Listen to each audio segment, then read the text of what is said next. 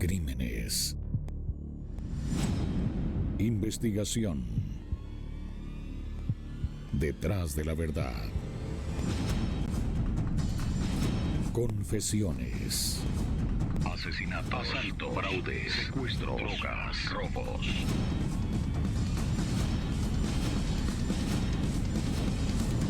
Extra sucesos. Hola, muy buenas tardes. Es un placer que nos acompañen en esta edición de Extra Sucesos, donde vamos a traerles un tema que para muchos es conocido. Queremos refrescarlo y traerlo a la mesa nuevamente.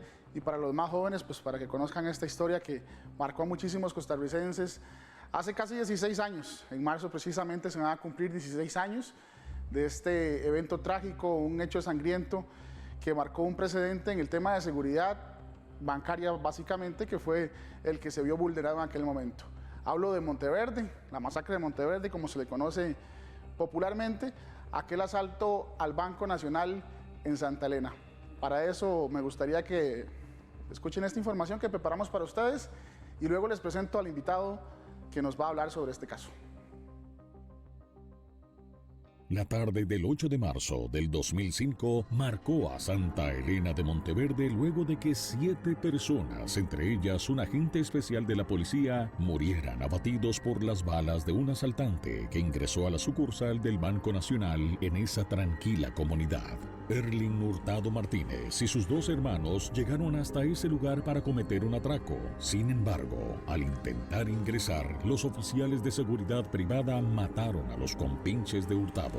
El único asaltante que sobrevivió al tiroteo fue Erling, quien en aquel momento, con 25 años, sin importar las circunstancias, avanzó disparando con un fusil de asalto AK-47 y logró ingresar al edificio. Adentro tomó como rehenes a todas las personas que estaban presentes, entre ellos 10 funcionarios bancarios y 9 clientes. Fueron 1.688 minutos de terror, prácticamente 30 horas las que duró el asalto hasta que los grupos tácticos que llegaron al sitio lograron ingresar, luego de conocer que habían personas fallecidas adentro. La Policía Especial de Apoyo, el Servicio Policial de Intervención Inmediata y la Unidad Especial de Intervención fueron los cuerpos especiales de choque que participaron en la operación. Las víctimas del ataque fueron Rosa Angélica Marchena, Víctor Badilla Araya, María Bolaños Mora, Mario Enrique López, Juan Pablo González Ledesma, William Suárez Ugalde, el oficial Óscar Quesada Fallas, conocido como Máquina, y los asaltantes Santos Cruz Martínez y Santos Hurtado Martínez. Tras la detención, Erling fue acusado por los hechos en un juicio que se llevó a cabo en el 2006 en los tribunales de Punta Arenas. Fue condenado a 210 años de prisión. Sin embargo, en el 2011 murió abatido por la policía en un intento de fuga de la Reforma. Bueno, esa es la historia del asalto al Banco Nacional, la sucursal de Santa Elena en Monteverde, que como ustedes escuchaban fue un caso pues bastante violento, muy sangriento.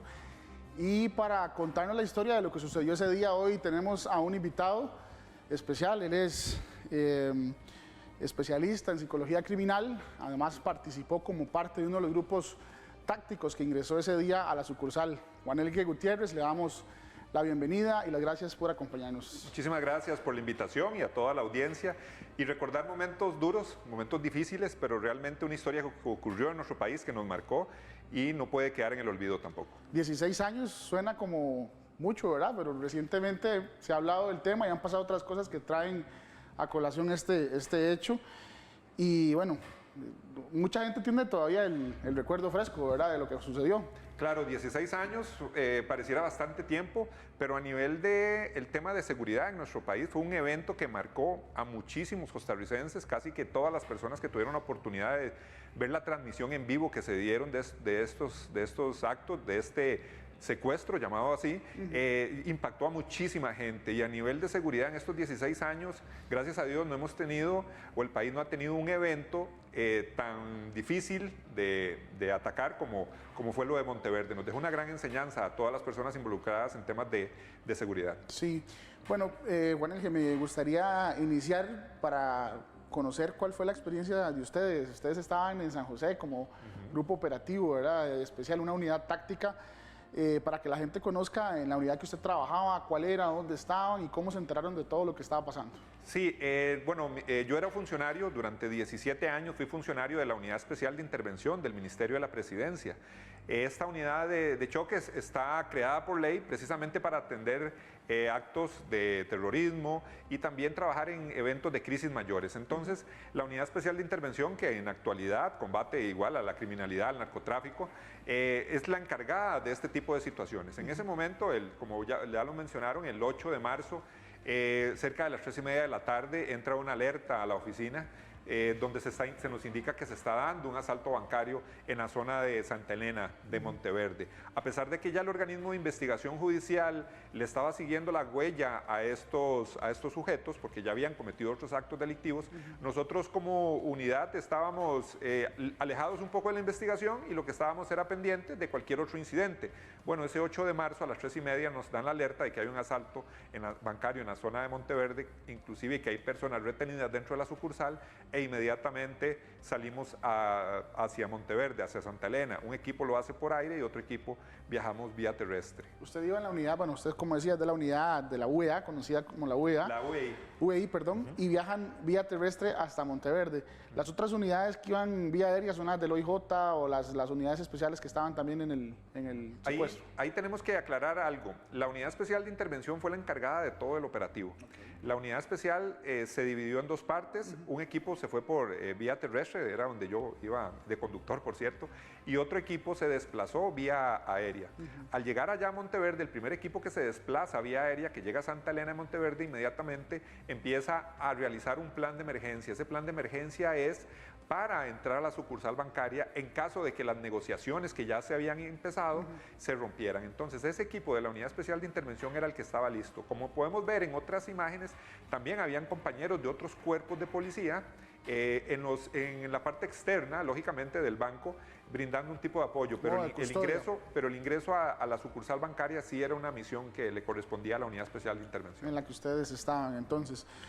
Bueno, el traslado me imagino que fue tenso, ¿verdad? Porque son bastantes horas de aquí a Monteverde, de San José, y es un camino en que ustedes van pensando en qué se van a encontrar, cómo van a toparse con esa situación, y tal vez en ese momento no tenían una información tan exacta de lo que estaba pasando, o no sé si ustedes conocían de previo a lo que se iban a enfrentar en aquel momento. Eso es un elemento muy importante para las unidades tácticas o estas unidades que actúan en caso de una emergencia. ¿Por qué? Como bien lo mencionás, la información no es muy fidedigna, no es información muy clara. Entonces, en ese momento lo que hacemos nosotros es alistarnos y empezar a viajar hacia Monteverde. En ese traslado de casi 3 horas y media empieza a llegar información de lo que realmente está ocurriendo en el asalto en Monteverde. Se nos dice de que hay 2 sujetos fallecidos fuera de la sucursal bancaria. Después nos damos cuenta que eran los hermanos de Erling, que fallecieron ahí en el intercambio de disparos con los oficiales de la seguridad privada. Pero en ese traslado, lógicamente, hay tensión, estamos pensando qué es lo que está ocurriendo, la información que estaba llegando, y muy cerca de llegar a Monteverde, cerca de las 7 de la noche, lo tenemos muy claro, muchos de los compañeros que viajábamos en el vehículo, por medios de comunicación, medios de prensa que ya estaban en Monteverde, empiezan a informar de que había nuevamente disparos dentro de la sucursal bancaria. Cuando nosotros escuchamos que nuevamente hay detonaciones dentro del banco, inmediatamente asumimos que el equipo que había ido por aire sería el equipo que ingresaría a la sucursal bancaria, ya que si hay disparos, lógicamente se daba por entendido de que la negociación se había suspendido. Sí, ya había una reacción por parte del único sujeto que había tomado el mando en ese momento en el banco, y que para nadie es un secreto, ya por lo que conocemos, era una persona muy agresiva, ¿verdad? Y tenía antecedentes bastante largos sobre temas de asaltos y demás, y ya ustedes sabían a quién podían enfrentarse. Una persona que no tenía ningún temor a la autoridad ni a lo que pudiera pasar en alguna situación de esta, ¿verdad? Una situación de crisis. Ustedes al llegar al lugar, bueno, como me decía, lo primero que saben o lo que se encuentran es a 2 personas fallecidas que son los 2 cómplices de Erling. pero en ese momento ustedes desconocían que había personas heridas dentro de la sucursal. Hay un lapso en que ustedes pasan con esa información a medias, por decirlo de alguna forma, porque los negociadores en ese momento no tenían acceso a ese dato, ¿verdad?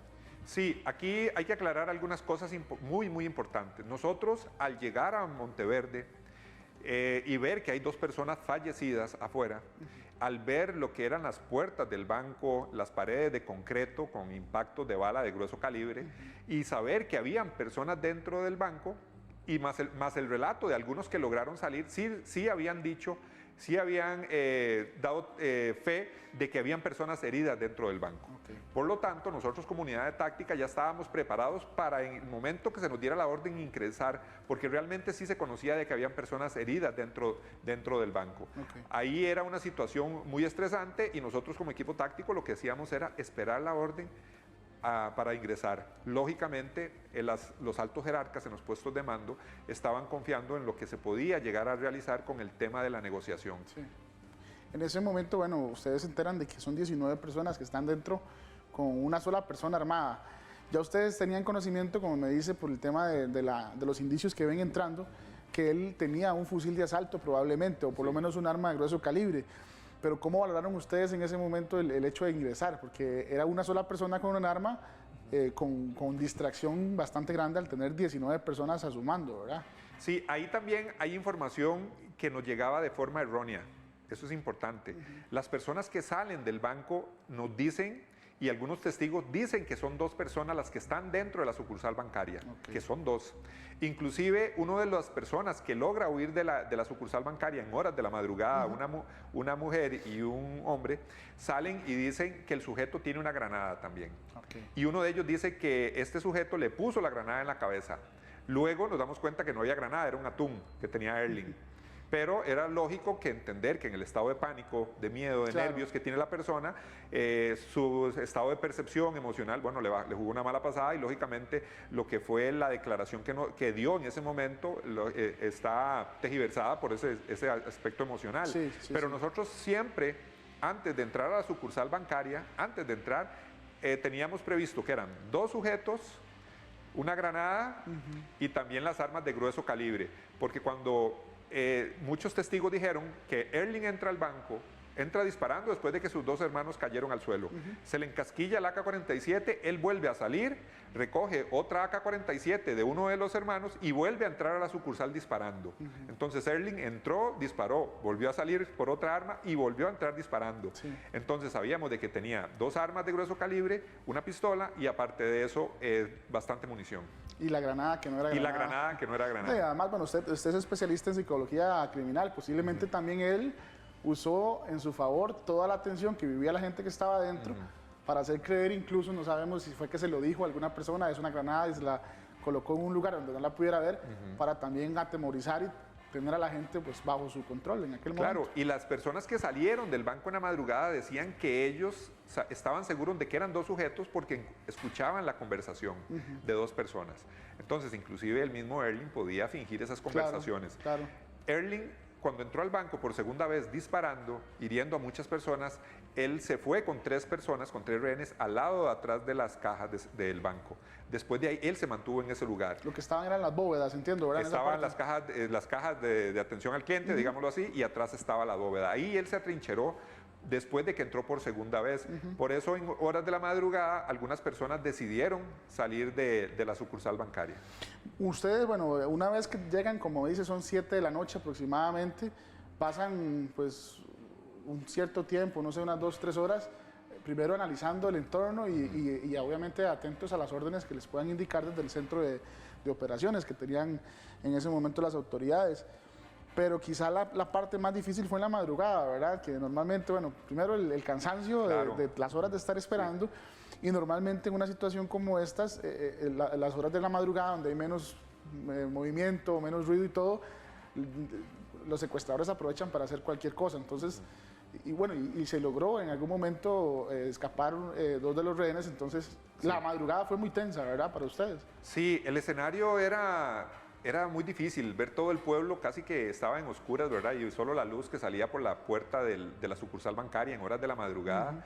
el cansancio que ya tiene uno a partir de las 3:30 de la tarde, que fue que empezamos a viajar hacia Monteverde, horas de la madrugada con el equipo, con el casco, con las armas, sí produce cansancio. Pero ¿qué es lo que pasa? Que en el momento que escuchábamos algún ruido dentro de la sucursal bancaria, inmediatamente usted como oficial que está en ese momento lleno de tensión también, sí, ¿verdad? Con la adrenalina al tope, usted otra vez inmediatamente afina sus sentidos, ¿verdad? Su vista, su oído, y nuevamente asume esa posición de esperar si las autoridades y los jefes en el puesto mando nos decían hay que entrar. No podían bajar la guardia en ese momento. No, en ningún momento, ¿verdad? A pesar de que existe, sí, está el cansancio, pero eso es parte de todos esos elementos emocionales y físicos que están en esos momentos de una crisis, ¿verdad? En ese lapso hubo posibilidad de que 2 personas se lograran escapar, ¿verdad?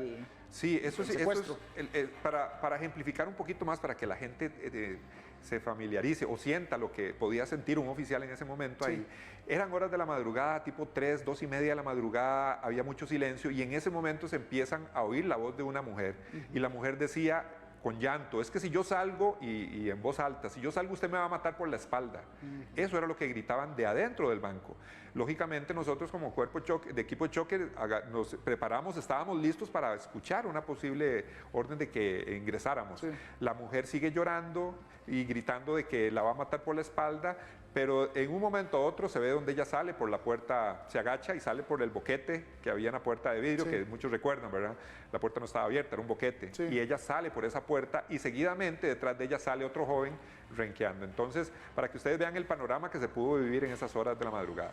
El momento clave, por decirlo así, fue cuando empezaron a preparar ya el ingreso, ¿verdad? Después de ese evento particular, que fue esa salida de las personas, y hubo un momento, entiendo, según lo que he podido pues, recopilar de las personas que estuvieron ahí, que fue el que empezaron a formar los grupos ya para preparar el ingreso. Me han contado que usted estuvo con el oficial que lamentablemente falleció en aquel momento previo al ataque. No sé si ustedes conversaron algo, Oscar le dijo algo, estaba en ese momento con la adrenalina al tope, asustado, no sé, porque igual son humanos, ¿verdad? Uno entiende, claro, que tienen mucha preparación, sí, física, mental y demás, pero es una situación de secuestro que no se había vivido acá en el país de esa forma, ¿verdad? Sí, con Oscar Quesada, con Máquina, bueno, hay un recuerdo para mí muy claro y muy persistente en mi cabeza. Ya teníamos 2 equipos, desde que llegamos a Monteverde ya se tenía una planificación para ingresar al banco. Un equipo lo iba a hacer por la parte trasera, por una ventana que daba a un comedor, y otro equipo íbamos a entrar por la parte frontal del banco. En ese grupo estaba Oscar Quesada, estaba Máquina, y en un momento que nosotros tipo 6 de la mañana, que nos desplazamos una parte más atrás del banco, Oscar y yo, al regresar a integrarnos a ese equipo que iba a entrar por la puerta del frente, por el radiocomunicación podemos escuchar donde desde el puesto mando se dice que se necesita un oficial más por el lado trasero, por la parte trasera donde iba a entrar otro equipo. En ese momento, Oscar, nos quedamos viendo y el jefe de equipo se acerca a nosotros y nos quedamos ahí como diciendo, bueno, ¿cuál de los dos nos va a mandar para el otro lado? Claro, claro. Y él decidió que Oscar Quesada, que Máquina se fuera para el otro lugar, para el punto de ingreso por la parte trasera. Ahí fue la última vez que yo lamentablemente vi a Oscar de pie. Él me dijo, hey, me mandaron a mí, le digo, hey, sí, vaya, le tocó, ¿verdad? En son de broma, tal vez, sí, que lo hace uno, ¿verdad? Y lamentablemente él se fue con el otro equipo que ingresó, y luego cuando ya ingresamos al banco a la 1 de la tarde se nos dio la orden de ingresar al banco. Yo pude ver cómo Máquina era impactado y cayó en el suelo, ¿verdad? ¿Cómo fue ese ingreso? Para retomar nuevamente esa parte, ¿verdad? ¿Cómo fue, sí, la planificación? ¿Cómo es la orden? ¿Cuál es la indicación que le dan a ustedes a la hora de ingresar? Ya teníamos, como les puedo comentar, ya teníamos un plan deliberado, un plan que se había estructurado bien, entrar por la parte trasera del banco y otro equipo por la parte del frente. Ese era el plan que teníamos. Después, durante toda la mañana, seguían las negociaciones. Sí. Inclusive se dijo que Erling iba a salir y iba a abordar un vehículo. Teníamos compañeros capacitados como francotiradores que estaban al frente. Esa fue una opción. Cerca de la 1 de la tarde o antitos de la 1 nos dicen que no, que vamos a ingresar al banco, que se va a levantar el helicóptero en el que llegaron los compañeros, que se viajaron vía aérea, que ese helicóptero va a sobrevolar el banco y va a ser el medio de distracción para que empiecen a ingresar los equipos. El primer equipo que iba a ingresar era el que estaba por la parte trasera.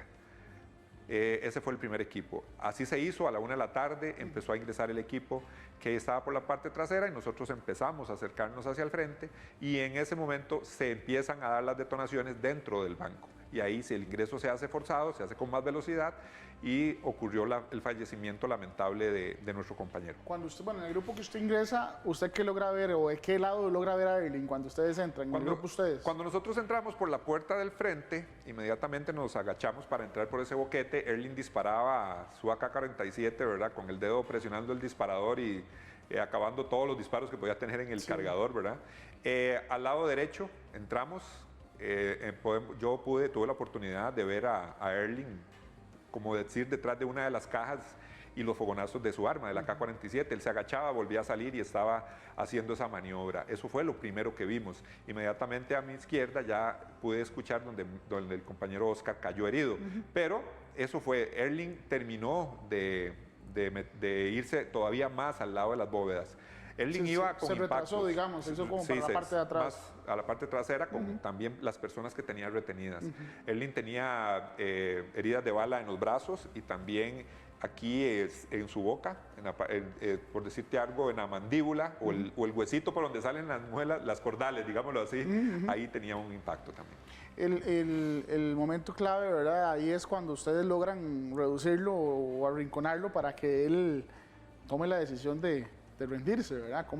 ¿Cómo recuerdan ustedes a él? ¿Cuál fue la actitud que él tuvo? Porque él estaba muy dispuesto así, abiertamente, a matar al que fuera, sin importar que eran policías, ¿verdad? Cuando se da ese momento, bueno, sacamos a Oscar Quesada, que lamentablemente iba herido de muerte. Estaba herido en una pierna, Estaba ¿verdad? herido en la ingle, ¿verdad? Imposible controlar su sangrado. Inmediatamente él estaba perdiendo mucha sangre, ¿verdad? La respiración totalmente agitada. Lo logramos sacar del lugar y también otras personas que estaban dentro del banco. Habían bastante, casi 17 personas ahí que lograron salir. Sí. Erling se atrinchera aún todavía más y empezamos a decirle, ya le quedaban 2 personas, 3 personas, una persona más, un hombre salió, Erling lo dejó que se fuera y empezamos la negociación. Se empezó a negociar y un compañero de nosotros creó una afinidad importante con Erling, explicándole que tenía que deponer las armas. Él gritaba que nosotros lo íbamos a matar, se le decía que si él entregaba las armas no hacía más daño. Lo que se iba a hacer era cumplir realmente con un proceso judicial que era lo que él tenía que enfrentar. Ya el enfrentamiento armado había terminado y eso era lo que tocaba. Nadie iba a matar a Erling ahí, ni nadie le iba a hacer daño si él entregaba las armas y fue lo que él accedió. ¿Cómo analiza, bueno, usted ahora como especialista en psicología criminal, cómo analiza usted en aquel momento como usted lo vio, ya el darse por vencido, después de tener esa prepotencia, ¿verdad? De tomar el control, de tener el mando y caer en cuestión de minutos, gracias al convencimiento de un compañero, como usted lo recuerda, retraerse, porque ya él posiblemente se vio arrinconado y sin posibilidades de hacer nada, sin embargo todavía estaba armado, ¿verdad? ¿Cómo analizar eso usted como especialista en la parte de psicología criminal? Sí, bueno, este fenómeno que ocurrió en Monteverde con la toma de rehenes de tanto tiempo, con las motivaciones de este delincuente, es un análisis grandísimo que uno puede hacer y un análisis muy valioso. Erling Hurtado, primero que nada, no llegó ahí a tomar rehenes y eso hay que dejarlo claro. Él llegó ahí a asaltar un banco con sus hermanos. Esa era el móvil, esa era la motivación de él. Que las cosas sucedieron diferente fue otra situación. Claro. ¿Qué es lo que pasa? Que cuando un sujeto como esto llega a asaltar un banco y a retirarse con dinero y se ve atrincherado, se ve acorralado por la policía, con otras personas, se ve lo que ha hecho, la persona lógicamente entra en un estado emocional de shock. Además inclusive. Hubo reacción de los oficiales de seguridad también. Y hubo reacción, los hermanos estaban muertos afuera. Entonces, toda esa capacidad de razonamiento de Erling estaba alterada. Inclusive, llegó el momento, ellos tenían en sus mochilas licor también. Podemos asumir de que Erling inclusive pudo haber consumido algún tipo de droga. Entonces, ese estado mental es una alteración importante de conciencia. ¿Qué fue lo que pasó con Erling? Todos le gritábamos, le decíamos que se rindiera, que ya había hecho mucho daño, que entregara las armas y nadie lo iba a asesinar o nadie le iba a disparar. Un compañero logró crear empatía con él, le empezó a hablar con un lenguaje más tranquilo y Erling inmediatamente reaccionó diferente.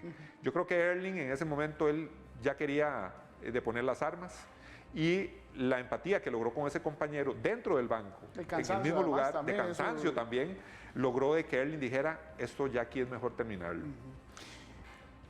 Posiblemente esto fue un escenario que además de fatídico y lamentable dejó más que todo enseñanzas, ¿verdad? Desgraciadamente a veces pasa que las enseñanzas vienen después de situaciones lamentables, ¿verdad? En las que uno se tiene que enfrentar a cosas que no quiere.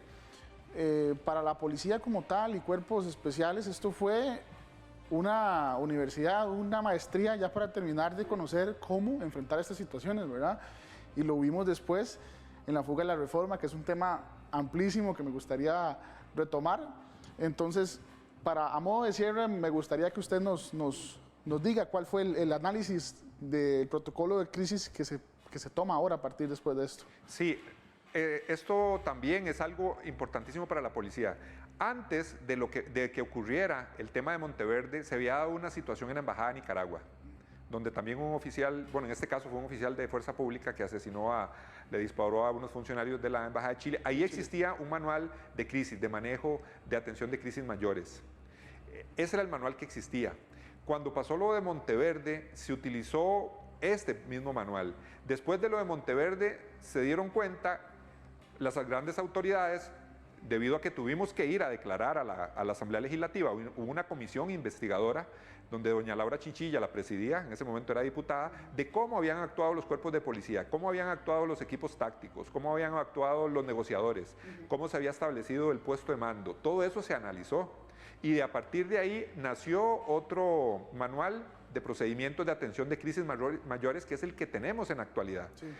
Hablamos del inicio. Hasta el momento en nuestro país no ha ocurrido un evento tan grande como fue lo de Monteverde. El manual está ahí. El manual, el procedimiento, para mejor decirlo, el procedimiento de acción en situaciones de crisis, de riesgo mayor. Ojalá que no se tenga que usar. Ojalá que no haya necesidad. Pero cuando ocurrió la fuga de Erling Hurtado en el 2011, que trató de fugarse, ahí sí se ejecutó parte de lo establecido en ese nuevo protocolo de atención de crisis mayores. Y hubo buenas, por lo menos buenas consecuencias, a pesar de que se perdieron vidas, ¿verdad? Pero consecuencias me refiero a que se logró evitar una situación más trágica, ¿verdad? Sí, claro, era una situación muy compleja donde venían muchísimas personas tomadas como rehenes en un centro penitenciario, claro. ¿Verdad?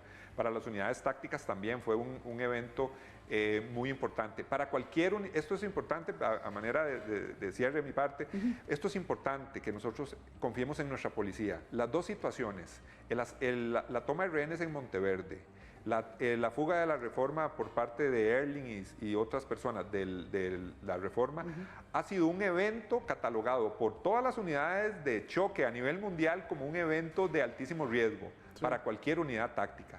Entonces, la experiencia que pudieron tener se ha podido recopilar en estos dos eventos, no se puede perder en las unidades tácticas. Perfecto.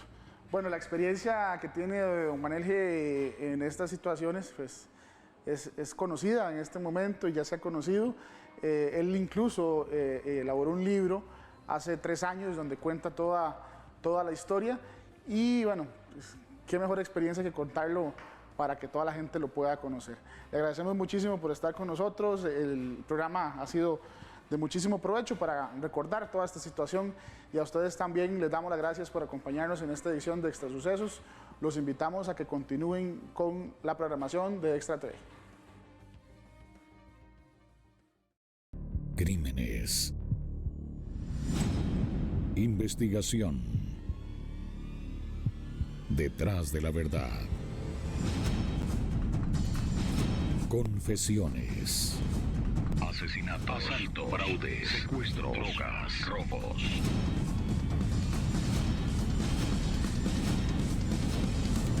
Extra Sucesos.